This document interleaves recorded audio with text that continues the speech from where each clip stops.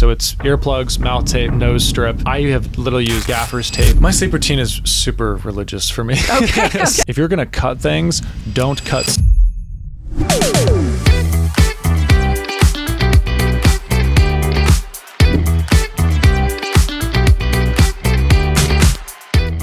Welcome back. I'm Ariana with the Blissy Experience. Today we are talking to a sleep enthusiast, a sleep entrepreneur. I know I'm very excited for this conversation. Please help me welcome Alec Tremaine. Hi, Alec. Hi. Thanks for having me. Yeah, thanks for coming. So I'm so excited to dive into your background and also the company that you work with, Slumber. I know you've been helping people sleep since 2019. I believe over 50,000 people you've helped improve their sleep. Is that right? That's right. That's incredible. So first, tell me a little bit about your background and then why you were drawn to working with the Slumber team. Great question. So I've, like many people, I think in this tech age, started in the digital marketing space. So I spent about 10 to 12 years running my own agency, building websites, and was approached by a brand. Every digital, small company when they start has a great idea and a great product, but they want to make that louder. And this brand came along, and I met the co-founder of Slumber, Rich Barnes, and immediately hit it off. I was like, okay, this is in Colorado, right? The epicenter of alternative wellness, hemp, cannabis, all these things, and met him, and it was like two peas in a pod, and decided to actually started to amplify their experience through the digital web.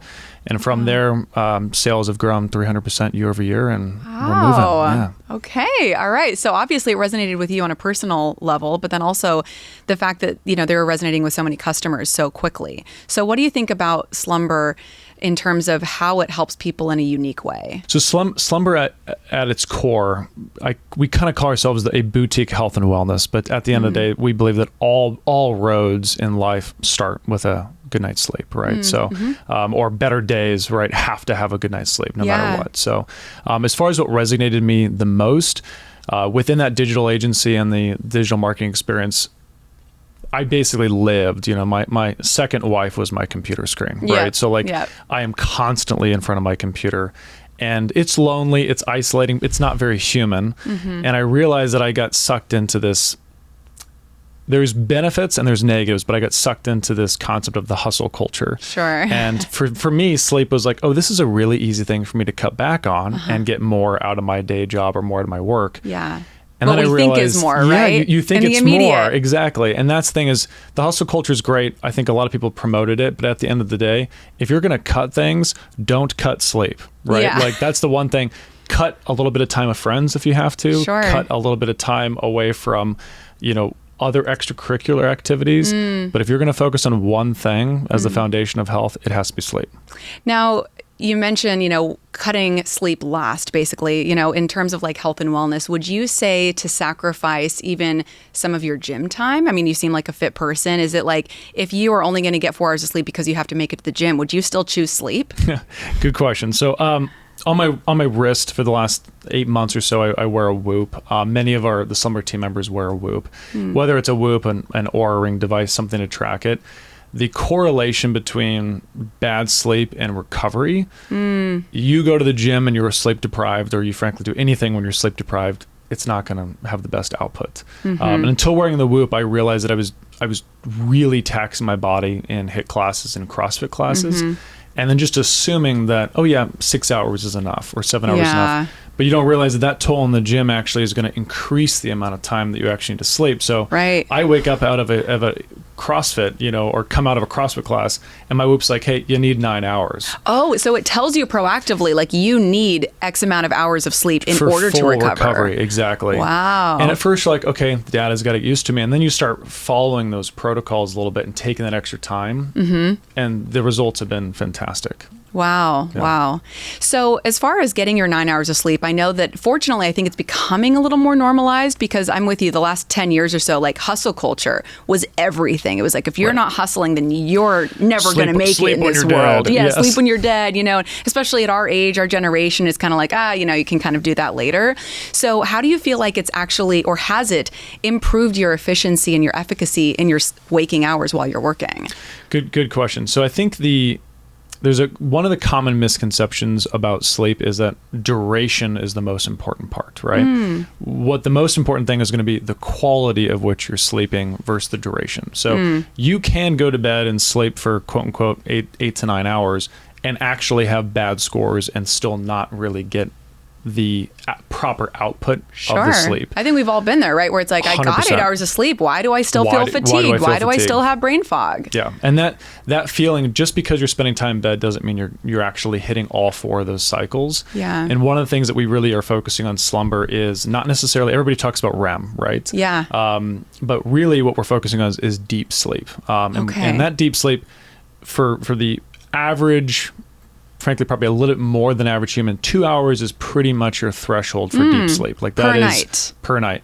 Some people are stoked, some people, we look at some report and they're at 35 minutes or 45 minutes. And if we can get them from 35, 45 minutes to about an hour or so, that's a huge win for us. Wow. And a lot of people assume like, I had deep sleep. It was all 6-8 hours. That's maybe an alien or somebody else. They're not doing a full... Not how it works. Yeah, exactly. So tell me about the difference between deep sleep and REM. So in REM, we have 4 stages, right? So you got phase 1, which is basically your eyes are starting to tire. It's your body's natural transition from awake to asleep. Mm-hmm. You move into stage 2. Your body's your alpha waves are starting to happen. You're starting to slowly move into that phase. And then you move into deep sleep before REM cycles, right? So that deep sleep is a restorative sleep. Brain waves, everything is really, really, really low. Incredibly, hopefully as a healthy person, you have very, very long deep breaths, right? Mm-hmm. And then from there you move into REM. And what's interesting about REM, a lot of people say, like, God, I had so many vivid dreams. And on scans, we know when someone's in REM sleep, their mind is almost as active as it is when they're actually awake. Oh, wow. So your mind is just all over the place. But it's important. But that deep sleep cycle, you have so many things. Your brain during deep sleep is actually expanding and contrasting at the same time. You have basically cerebral spinal fluid that's washing over your brain and actually kind of working like a detoxifying, garbage disposal almost, right? So you have your glial cells, or what's the process of glia, which is actually your brain literally detoxifying itself and repairing itself. And that is probably one of the most important phases of deep sleep, because as you start to shorten that sleep cycle, right, your brain's not actually going through that cycle properly. So then you're saying, okay, well, now my synapses are not properly going through this, and there's so much science literature that I don't even know on the depths of it. But ultimately, when that deep cycle starts to shorten, when it comes to morning fog is the quicker symptom. Long term, you go into dementia, you go into Alzheimer's, you go into so many risks long term. Sure. You need that full deep sleep cycle to properly survive. Which really drives home the point that it's not, sleep later in life. Like, you're hustling right now, you're building your career, you might have kids, you're partying, you're traveling, that really, in order to have, a good next chapter in life, you're kind of preparing for it now. Yes, 100%. And I think one of the things that I love that sleep is becoming trendy. And those that are watching this, many people I'm sure are aware of Andrew Huberman and what he's done for bringing incredibly good information to the masses. And I think the beauty of that is people are starting to realize that through little bits of optimization. And I know I laugh with my wife, like on a Friday night, I will look at a little bit of alcohol, and I don't drink a lot at all anymore. But when I do, I know for a fact I'm going to have a direct negative correlation to sleep. Absolutely. And I make that decision. But as fun as it is with friends, I do look at that alcohol saying, this is going to affect the sleep for sure. Absolutely. So there is a trend where people are starting to be a little more conscious and aware, where, that as fun it is to go out and have pizza late at night, 10:30 at night, no one wants to be laying horizontally while digesting, right? So I think people are starting to eat a little bit earlier. And we can get into some fun sleep tactics and things like that too. Absolutely. I have to ask, you were mentioning how our brain does so much work while we're sleeping. We're detoxing, we're processing, we're cleansing. So I'm curious, I know you're married. I've always heard the traditional wisdom of don't go to bed angry. So if you're in the middle of an argument with your partner, it's like, you got to work it out before you allow yourselves to lay down and go to sleep. And I'm just curious, knowing how important sleep is to think clearly, to communicate clearly, Do you abide by that wisdom, or would you just say, hey, babe, let's pause here and talk about it tomorrow? So that is such a good question. And as much as I'm an advocate for sleep, I would say my wife and I are on totally different terms, right? So she is definitely the let's sleep on it. And I've always been the person like, let's get this done and let's talk about it. So, but bringing that back full circle, and I don't think I've actually given this thought before. I would probably recommend, yes, park it and wait till the morning. I think the biggest thing is why people are woken up in the middle of the night, right? Or can't fall asleep tends to be stress and anxiety. That's true. So I think pre-bed, find comfort with your loved one or significant other and just say, hey, like, I love you. I support you. We're on the same team. We're on the same page. Let's take a deep breath and deal with it in the morning. Yeah. That way you get some general closure-ish for that, and then do it in the morning. Love that. All things are just harder with bad sleep. The world just doesn't feel as motivated. It almost feels like when you wake up and you've had a bad night's sleep, the world, everything feels like it's against you. The red lights are longer. Yes. Like sounds like everyone's a terrible driver. Everything's a bad driver. And then you have a good night's sleep and you're like, hey, it's okay. Yeah. I'm breathing. I'm alive. I'm thankful. Life I'm grateful. is beautiful. Life is great. Yeah. Yeah. You know, speaking of the couple thing, when you and your wife moved in together, was that an adjustment? What is it like to kind of get used to the way that your partner sleeps and how to still ensure that you're getting good sleep? Okay. Good question. I'm 6'4". My wife is 5'6". So her coming into my bed, no big deal. It was like a pillow, right? Yeah. Me coming to her bed was a very large obstacle that has been placed there. So big new factor. So I will end up diagonal. I'm taking up most of the California king just because of my size. Right. That makes sense. For sure. But there is definitely an adjustment. I think sleeping with a partner, there is definitely time. We had a queen for a long time, and then we went to a cow king just so I actually could fit. But I think temperature-wise was an adjustment for us. Is like I love to snuggle. I love to feel my partner next to me. But temperature-wise, we're totally different. I love to sleep cold, so that extra heat to me, like my body needs to be cold. So I think we snuggle, and then we go to our separate sides and then kind of do our thing, and then we usually regroup in the morning. Yeah, which I think is a great way to go anyway, because we were chatting a little earlier about how if you are snuggling all night, that might feel really, cozy and really fun. But at the same time, if your partner starts to stir, then that can pull you maybe out of your deep sleep cycle. So how do you recommend that couples go about the snuggle, separate, snuggle? I would say everybody's definitely going to be different on that side for sure. I know personally, a lot of times sleep positions based on pain or relief. So that could be a little bit of back stiffness. That could be the need of a knee pillow. I have a bad shoulder, so I can only be on that side for so long. Yeah, no doubt. Someone moving your body realistically. Sometimes when you're in those deep sleeps, when someone's like a train could hit my building and I don't know I'm there, right? That's okay. But realistically, any movement in your bed is going to wake you up, and then that cycle you have to drop back in. So dropping back in for people can be very challenging. It's one thing we noticed with Slumber when we're dealing with their customers is that they'll send us an email or write us a review, and that's one thing they love is they can actually get up, go to the bathroom, and then drop back in naturally, which has really been beneficial. And that's a lot of the times with some of the hemp products we're using, we find that the body is just naturally moving into a more relaxed and calm state, which then helps them go back in. So if the partner does move around, you'll usually be able to reset pretty quickly. Well, let's talk more about Slumber. I know it's hemp-based. Tell me more about what CBN is, how this all factors into the high, right, that we kind of sometimes associate with CBD and hemp. But also, how does this differentiate itself from things like melatonin, which can be a more commonly used or understood sleep aid? Sure. Great question. So Slumber right now has been for the last 3 years now, primarily hemp-based. So we're focusing on CBD, CBN, cannabinol, which everybody's kind of heard of the big boom in 2015, 2017 of CBD.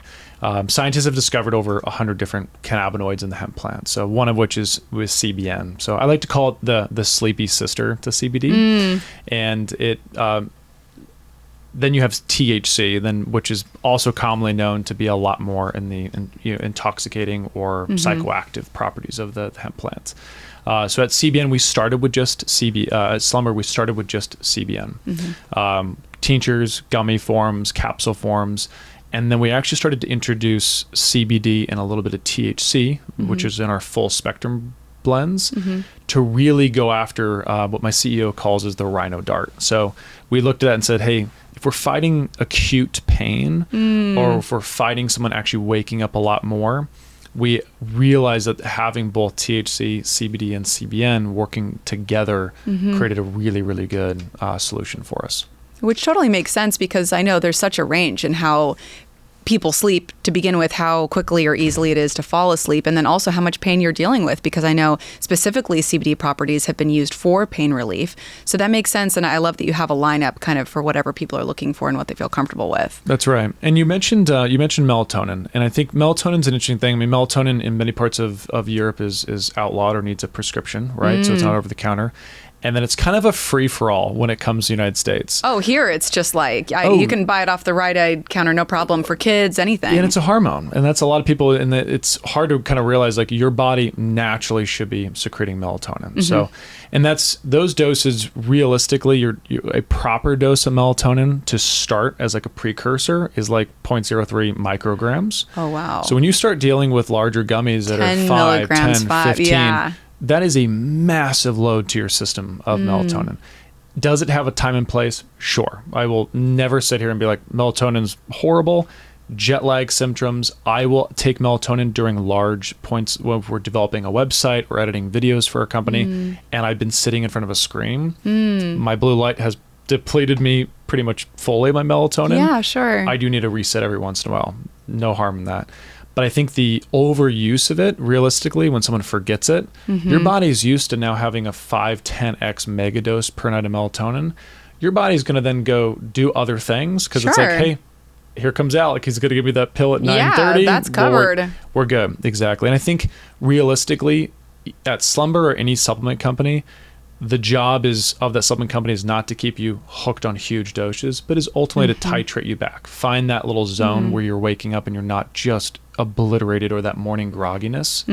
One of the biggest things we love at Slumber is making sure that our customers actually are awake in the morning. They're not coming off these like huge Ambien or melatonin just draws, and you need 2 cups of coffee. Exactly. Well, that's the thing. I think it's a vicious cycle, and I have struggled with sleep throughout my life, and so melatonin was, something that started working for me a couple of years back. But I did notice that now all of a sudden I'm sleepy in the morning, and I can't get going, and my brain isn't working quite the same way. So then I started to drink, and I was not like a coffee morning person before that. And then I started to notice that I was like, I need to have a cup of coffee just to feel normal again. And of course, is it really ever normal?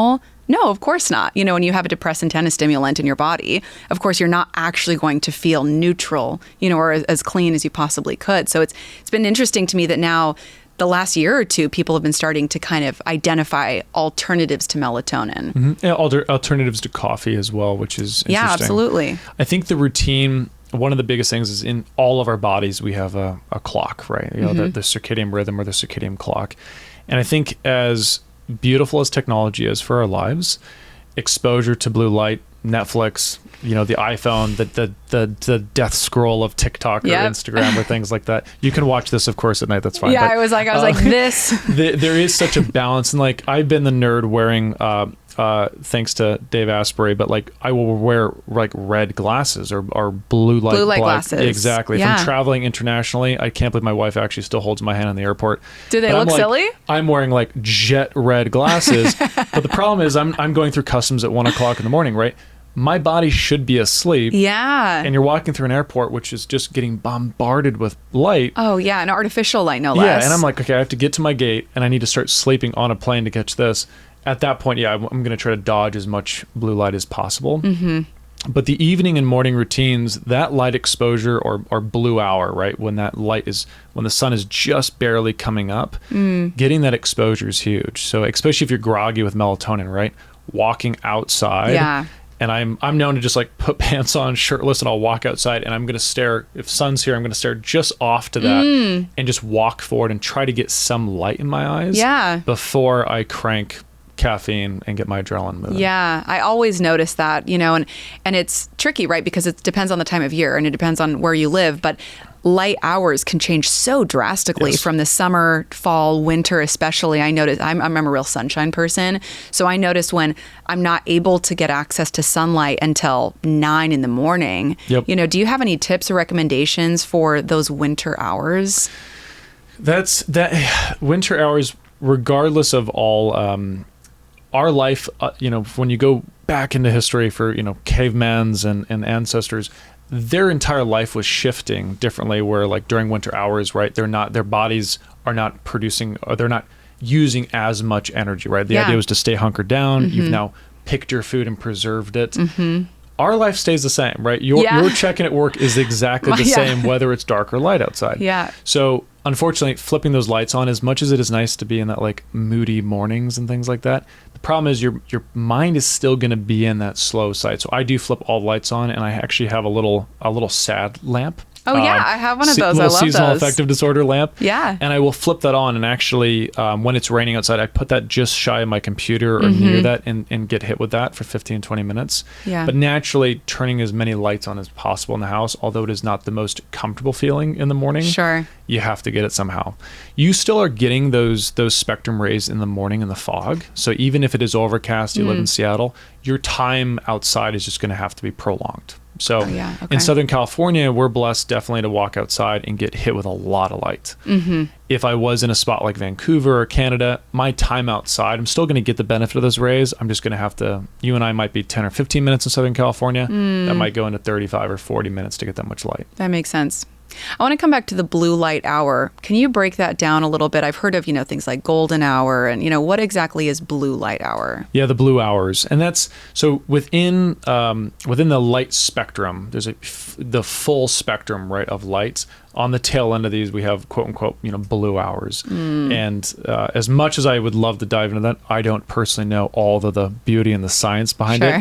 But in those hours, your body's going to respond differently when that light reaches through your eye and then into your brain. So if I were to walk out at noon, my clock is not going to register the exact same effect as the morning, right? So I have to set that blue light. That's why blue light can disrupt the sleep. Is realistically blue hour, as that sun's going down and those light waves are changing. If I turn on Netflix at 11 o'clock or 1 o'clock in the morning and I can't sleep, I've now sent that blue light back into me. So then the clock is like, is the sun coming up? Are you sure? Right. So then or going down. I'm starting to peak back up. Exactly. So then the clock starts to get disrupted. Which makes sense, because whether it was, it's now 8 p.m. or it's now 6 a.m., neither of those are accurate, and neither of those are going to help you go to sleep right away. That's right. And that's where melatonin, right? Your body's naturally secreting that. So that's why taking those large doses tends to help people when they're blue light exposed.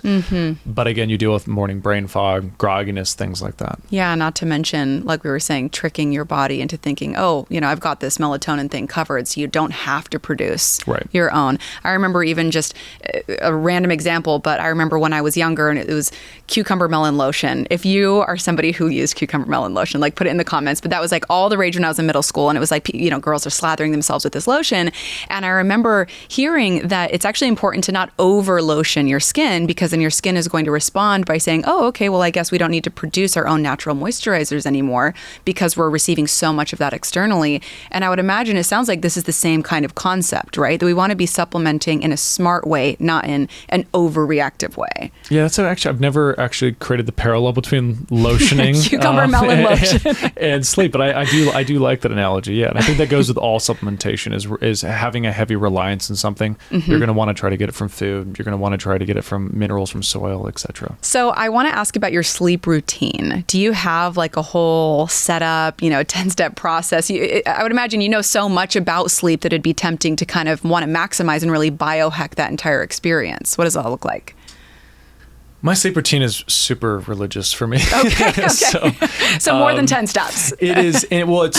I have obviously I'm married, so I'm not trying to entertain anybody at this point. So I have been mouth taping, I believe, my uncle about 3 years ago, who was a chronic snorer. Okay. And I was on a motorcycle trip with him in Utah, and I was like, I'm sharing a bed or sharing a room with my uncle. And he comes out of the bathroom and he has this little mouse strip thing on. And he's like, I'm taping my mouth shut. It helps my snoring. And this was kind of before the big TikTok explosion. This is probably almost 3 years ago at this point. I just started hearing about mouth taping in the last year. Yeah, and he was doing only for snoring at that point. And he probably would have ended up divorced had he not figured out this mouth tape thing, so it works. So part of my routine that I brought into that has absolutely changed it is I will run a little bit of a quinine silver nose spray to clear my nasal passages. And I will actually run after a full Zeo or, an Obagi face routine, which is a totally different conversation. But I will run a little bit of mouth tape. On the market, you have Hostage Tape and other brands out there. I think you have Soma Fix or Somnium Fix. You have a couple of them out there. I have literally used a little bit of Gaffer's Tape. I've used Athletic Tape. Wow. And I just run a little tiny bit on the lips. And I have moved to a Breathe Right. So I have a deviated septum on my left side. That Breathe Right strip is fantastic. And I know you see it, trendy across Instagram. People will wear them all the time. But I will literally, working for a sleep company, I'll wear my Breathe Right till 10 o'clock, 11 o'clock in the morning and just be at my desk trying to bring as much oxygen through my nose. The eye mask that I use, I'm drawing a blank on the name. Actually, it's the Manta, Manta sleep mask. Love that brand. I've been putting that on. That's helped a lot. And then earplugs. So it's earplugs, mouth tape, nose strip, and that has helped a lot. Summertime, the biggest thing and the biggest common misconception of when people say, "Oh, I want sleeping warm is kind of cozy." That sweet spot is about between 60 and 70 degrees, preferably like 65 degrees, right? So to get dropping into that first stage of sleep, your body temperature actually lowers. So when you're hot, when people try to like kick out a foot or something like that, that's your body basically saying, hey, I'm trying to get to the sleep cycle, but I'm hot. And you almost get a little bit agitated. Absolutely. I totally do. Yeah. And that's your body's naturally trying to get in. So, companies like 8 Sleep, right, with cooling mattresses, or I have a Chili, like the Sleep.me, which is moving cold water under you. Oh, cool. And that's amazing to be at 60 degrees at night. Big down comforter, so you're cool, but yet warm at the same time has helped a lot. Yeah, that like perfect combination, right, of having like a cool room or a cool mattress and then having like a big fluffy. I love it. Oh, man. Nothing beats it. Nothing. Beats it, and what about a morning routine?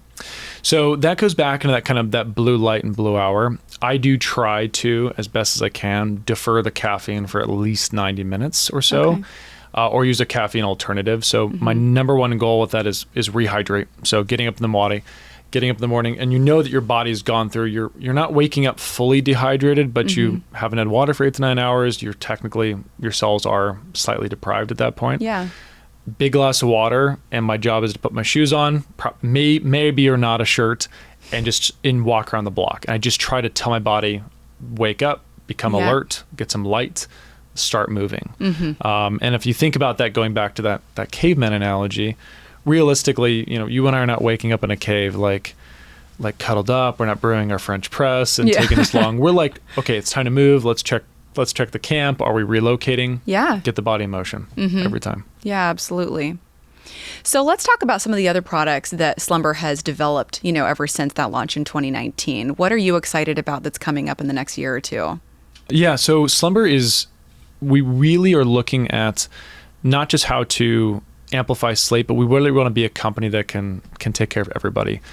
Being a hemp company, there's still a little bit of stigma and some federal legalization around it. So our THC products have the ability, obviously, for people to fail a drug test. That's possible.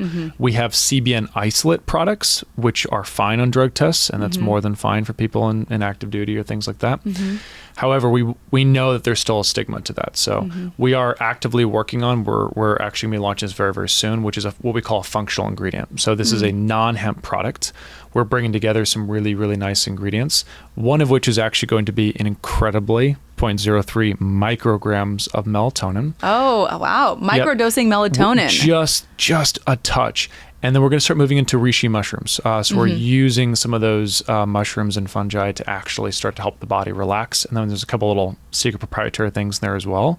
Wow. The mushroom ingredients we're not just bringing into our evening routines, but we're going to bring them into our daytime. So we just recently launched one of our sister companies, a cordyceps energy mushroom gummy, and then we brought together a little bit of B complex and aquamaness to help rehydrate the cells in the body. So we're really looking at wellness as a full scope. But one of the things that we're excited with these daytime products because stress and anxiety hits you sleep and in the day. But when you reach for a Celsius energy drink, or you reach for like a huge can of something that's cranked with caffeine and taurine, that half-life of caffeine is 12 hours. You got time in your system. So we're really working on how do you give energy, something that can help relieve stress in the afternoon without actually hindering your sleep. Yeah. I mean, that's the $1 million question. I always wonder about that. You know, I'll typically have that morning cup of coffee, but then I always notice at that like 2-3 o'clock in the afternoon, I'm tempted to reach for some caffeine because I'm like, well, I'm tired. I'm kind of going into that like afternoon siesta feeling. But I know that if I have a cup of coffee, that's going to impact my sleep. It's almost a sure switch. It's going to be in your system no matter what. That little afternoon hack is you have yoga nidra, right? You can YouTube any of those sessions. That little 30 minutes is actually pretty interesting. Like you can have your lunch. That 30-minute gap, especially going back to that eye mask, you can flip that eye mask on. It's really just allowing you have so much going on in your synapses in your brain at one time when you're working. Eye mask it, 30 minutes, earplug, and say, hey, I'm taking 30 minutes of me time just to reset.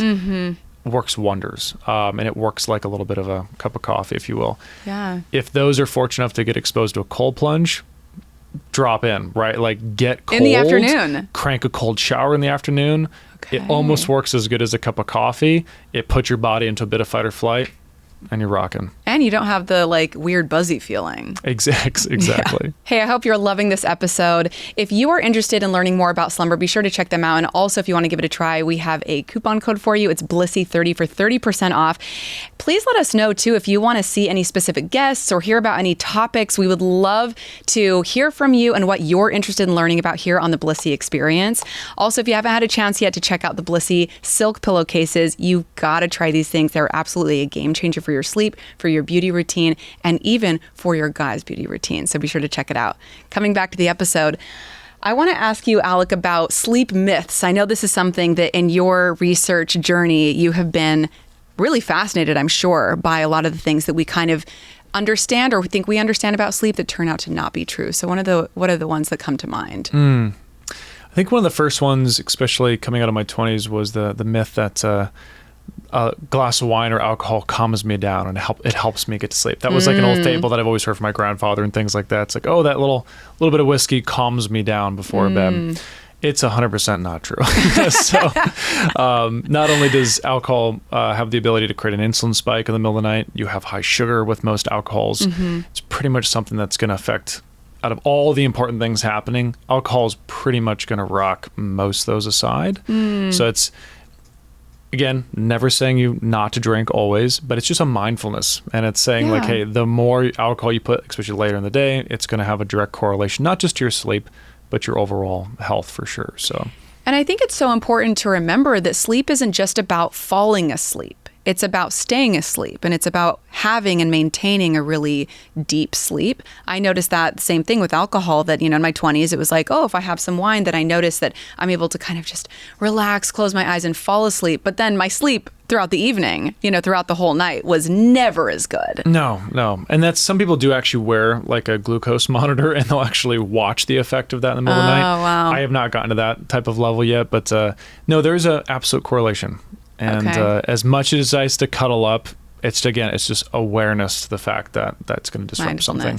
You can counteract those things a bit. Magnesium would be one of those that I would recommend, like if there is alcohol in your system. Obviously not taking magnesium with alcohol, but you can push that. Right now I'm taking BioOptimizer's magnesium, and that's been super, super helpful. But I'll push that, 500, sometimes 600 milligrams sometimes. I would recommend titrating and dosing into that realm, but even 350 milligrams of magnesium, that tends to help me if I know I have alcohol in my system. It's just personal, but I know that it's going to help. So would your routine be that you have alcohol just earlier in the evening and then later on is when you take the magnesium? Yeah, from a health side, would never to have alcohol. If you're having fun with friends, no matter what, yes, I would probably bring that in as early as possible. And that's also just really given the fact that it's going to have a sugar content. So my wife has really taken fancy to the white wines that are like sugar-free, or the fit wines or something, what they're calling. that is an interesting substitute. It's still alcohol, but it's pulling back the tablespoon of sugar, which is your average per dose in alcohol. Yeah. So it's probably something to look at. Yeah. For sure. Okay, so we know the alcohol myth has been busted. What else? Yeah. Probably on the funnier side would be swallowing massive amounts of spiders during your life. Yes. I think it was like an average of 7 per year. All I know is like growing up in the 90s, I don't know if this is every generation, but like growing up as a 90s kid, it was like, oh, you definitely are swallowing, 40 spiders by the time you die. 100%. I would always like look at my ceiling. I'm like, where are they coming from? And then I'm like, how am I not waking up in the middle of the night? Why are they so drawn to being just swallowed? The mouth? Yeah. During the summertime, I will say, having windows open, I have had like the mosquito that like for some reason in your ear. But no, it is a myth that people are just nightly or weekly swallowing spiders on large quantities, for sure. So I think one of the things too, given the fact that we're coming out of the summer right now, is no one wants to fall asleep hot, so they will take a cold shower before bed. And that was one of those myths that has happened where it's like, oh, I'm going to cool the body before bed. Your body has to reach a level of equilibrium on your temperature. So you take the cold shower, your body's now actually going to have to lift the temperature, and then it has to slowly, gradually bring the body temperature back down anyways. You're saying you can't force it into that temperature. Lukewarm is better. Yeah. Some people try to force a freezing shower. Your body's going to naturally have to bring it back up and then drop that temperature anyways. It's like, I got this. This is my job. It's the body's job. Light sheet. Let the body do its thing. Obviously, if you're, have the ability to have AC or a fan, that's always helpful. So there is, I know, great benefits to cold showers or cold plunges in general, but you're saying not right before bed. Yeah, I would definitely not advocate for a cold plunge before bed. Given the fact that you are going to spike cortisol, there may be some science that I'll have to look into that, but that is definitely something I'm going to leave towards my morning or afternoon routine is the cold plunge. Usually what's the beauty of that cold plunge is that morning splash or afternoon splash. Cortisol spikes up, your blood flow has now centered around your heart, and then it's just going to blast out to your appendages. Great thing to have in the middle of the day for focus and for mood. That's not something I want to be trying to cozy up in bed after a throttle of 39-degree water. Yeah, same. What are your go-to tips for people who are maybe they have kind of decent sleep, but they want to feel better generally just during the daytime? They want to, of course, have the optimal sleep that they possibly can. But I know there's so many things that you can do, your 10-step nightly routine. Where should someone start? Yeah, I think the easiest part is just be open to trying new things, which is super, super important.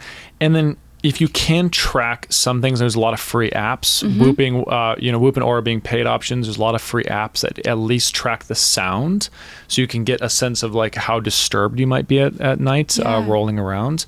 But the biggest thing for me is just being mindful to try new things, whether that's new pillowcases, whether that's a knee pillow, whether that's trying Slumber. Be mindful. And don't be afraid to be a nerd. It's okay to be a little weird at night. It's awesome to be you're not trying to impress anybody. I know I'm not trying to impress anybody with mouth tape and earplugs and things like that. Something my wife has gotten used to. Maybe she's into it. We don't know. Yeah, you never know. Everybody's got their thing. But I think for me, those are little tiny steps. The other myth is interesting where it's kind of strange for me where parents will keep night lights on for children. Any form of light on in your room has an effect, right? So if you have the ability to not to shut your blinds, but get blackout curtains, right? Yeah. An eye mask is a great hack for that. So, but darken the room, right? As much as it's nice to have little night lights on or things like that, try to darken those as much as possible. And try to prevent any form of light. Your eyes and your brain is just one of the most mysteries of the planet of how the body works, and they're just sensors that pick up everything. Shut it down, go dark, allow the body to know it's time to sleep.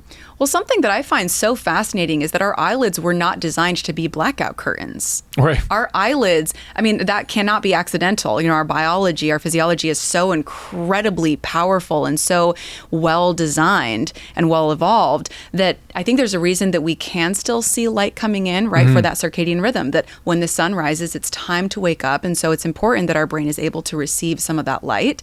And so nowadays, obviously, we have all these artificial lights, not only the overhead lights, but things like charging your phone. Does that emit any light? A night light. I know sometimes charging my laptop, there's a tiny little light, green light that comes out of it. And I noticed that can actually, come through the eyelids to our eyes and to our brains. Without question. I think there's probably a little prehistoric protection too, where you can kind of see a little shadow. There might be some security elements to that that have been coded in us. And the easiest hack of all is have some device free time. Totally fine. Turn off Netflix, turn off the time. Especially for parents that have kids, drop the tablets and the devices. Have a written book in your hands. Yeah. Have a story time, or just ask people about their day. Allow the body to slowly relax. I know it's a trend to plug your iPhone in somewhere else. We've gotten used to them being an alarm clock. Move it. It's totally fine. If you have to get up early, put it upstairs or put it in the hallway. Allow the body to realize that there is time away from a device. Yeah. Calm the body. Yeah, something that we've adopted recently is, even if you feel like, sometimes I'll be reading up on notes that I need for the next day or looking at my schedule, we've started to print those things out on actual physical paper so that we don't have to rely on a screen. Because I feel like we're so used to having access to literally everything in our lives. And even if they're good, valuable, important things to be looking at, even at night, it's important to be able to have the option to not have it on a screen. I love that you guys print it, because it's only so what you're old school. looking at. I love it. Yeah. And I think there's a unique correlation between the device, for it's email, it's a text message, it's a phone call, it's Slack, it's all these notifications. We've linked now the device to our bodies, but it's also a point of stress.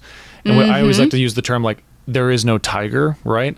So that Slack message or that email from your boss causes a stress response. Yeah, but it's not a tiger. But your body doesn't know that. Your body doesn't know? No, your body's I'm being chased by a saber-toothed tiger. I'm now in fight or flight. Death. I'm creating cortisol. Scary. And it's no, that's someone needing their logo color changed or an email drafted differently. It's not a tiger. It can go away. It can chill.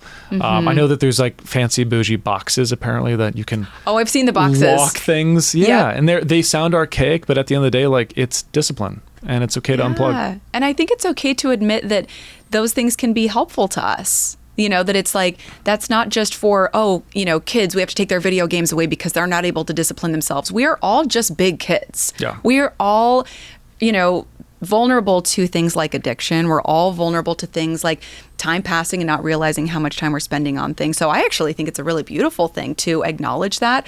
And I think be empowered by that awareness in order to put tools into place that can only help us live better, healthier, more productive, happier lives. Everything in life is a moderation. It's always a balance. There's a great YouTube, and maybe we can add it to the short show notes later, but it was a gentleman who you have the sunset mode on your iPhone, and he actually uses a accessibility setting to really darken the reds and the contrast. And I've been doing that on my phone, and I set it to the 3 clicks of the button, and it goes really, really dark. And that has been awesome, because when I do look at my phone at night, if I have to, I'm peering it through this dark red, orange screen. So I feel less guilty. Sure. So it helps for sure. Anything that helps, What other tips do you have if people are kind of wanting to maybe explore some Slumber? Where should they start? So slumbercbn.com, great place to start. One of the things, gummies are all the rage, of course, right now with all supplements. But whether you're oil, tincture, gummy, we have pretty much anything there. Customer service is really, really responsive to any questions at support@slumbercbn.com. I personally, if you're okay with a fuller spectrum blend with CBN, CBD, and a little bit of THC, and when I mean little bit, this is just a dusting. This is not, you're not going to a Grateful Dead concert or a Fish concert. This is just a touch. And that, to me, you can titrate in with half a gummy and work into that. If not, if you're more oil, we have then those to try too. So one thing that we're really focused on is we're a 30-day money-back guarantee, just hard line on it. So that's one thing. There is no one-trick pony. If you try it and you want to use all 29 days for it, we'll still give your money back on day 30. We want you happy. And that sleep is just one of those things. We want to make sure that product works for you. We're really transparent on our ingredients and where it sources. So it's a beautiful journey and walk through it. And if you have the ability to spend a little extra money on tracking it, and you can't hack it if you can't track it, that little bit of data really, really does help. For sure. And I love that. The main takeaway for me, I think, is just empowering yourself with awareness and knowledge about where your sleep currently is, so that then you can make choices based on that. 100%. Now, I think as humans, we're entering a bit of a wellness revolution. There is places where you have to be careful where there's snake oil or there's claims that are not true. Yeah. Always go back to the basics, do your homework, ask questions. And look at reviews too. I understand that, Slumber just has real social proof that this is working well for people. Yeah. We went, there's always that odd gap in the direct to consumer markets. Like, are these reals? Are these not? So we actually we have amazing reviews, but we pushed those aside and said, hey, let's actually do a sleep study. So we've initiated 2. First one was a 100-person sleep pathfinder study. The second one was 200 people. And we literally ran them through a full 21 days, 7 days without slumber, 20 days with slumber.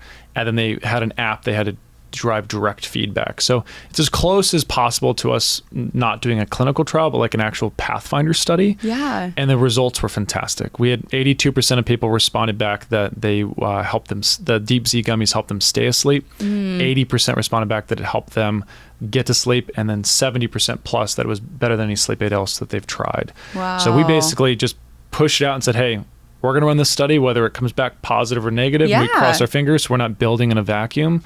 And we were blown away by the results. I mean, really that goes back to the knowledge is power, right? 100%. If you're trying to help people, it needs to be based on real data. Yeah. Don't trust the guy on the podcast. Trust actual data. Look how it's studied. And I love doing stuff like that. So are these studies linked on the Slumber website? They are. We have a science section on the website you can navigate to. And then we're about to publish a much larger research paper from one we just finished last month. Awesome. Yeah. Well, if you had one takeaway that you wanted the viewers to have from today, what would it be? I would say that if you do anything in life, is try to prioritize your sleep. At the end of the day, I think everybody right now is focusing on mindfulness, and they're focusing on routine, and they're focusing on practicing gratitude and journaling. All of those things are great. But if you're doing them sleep deprived, they feel like a chore. So I look at sleep as that foundation level where you get to build aspects of gratitude, aspects of journaling, meditation, all those things I think built. Sleep is the absolute foundation to build good, healthy practices on top of that. I love that. Well, thank you again so much. I've learned so much. I'm genuinely so fascinated. And honestly, I feel really empowered from this conversation, just knowing that knowledge is power. Again, this is Alec Tremaine with Slumber. I hope that you loved this episode as much as we did. And I hope you have a chance to check out both Slumber and, of course, Blissy to be improving your sleep better and better over time, because you absolutely deserve it. Let us know in the comments if there's any guests or topics or questions that you want us to explore. And of course, be sure to like and subscribe, because we absolutely love having you as part of our community. Thank you for watching. This has been the Blissy Experience. I'm your host, Ariana, and we'll see you on the next episode.